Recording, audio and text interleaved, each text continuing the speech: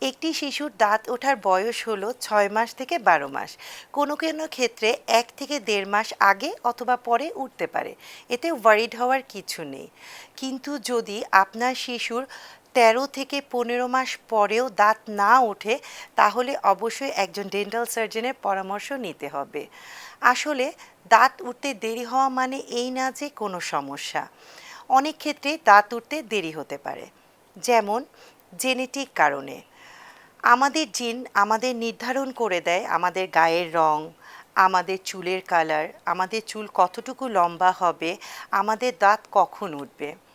জিন কিন্তু আমাদের দাঁত ওঠার সময়টাও নির্ধারণ করে দেয়। এছাড়াও কিছু কিছু ভিটামিনের অভাবে দাঁত উঠতে দেরি হতে পারে, যেমন ভিটামিন ডি এবং ভিটামিন ই। তাই শিশুদের খাদ্য তালিকায় অবশ্যই ভিটামিন ই, ভিটামিন ডি এবং ক্যালসিয়াম সমৃদ্ধ খাবার রাখতে হবে। এছাড়াও থাইরয়েড হরমোনের কারণেও কিন্তু দাঁত দেরিতে উঠতে পারে। এছাড়াও দেখা যায় অনেকের প্রিম্যাচিউর বেবির ক্ষেত্রে দাঁত দেরিতে উঠতে পারে।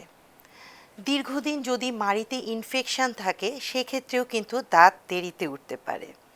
তাই আপনার শিশুর যদি ১৩ থেকে ১৫ মাস পরেও দাঁত না ওঠে, তাহলে অবশ্যই একজন ডেন্টাল সার্জনকে দেখাতে হবে।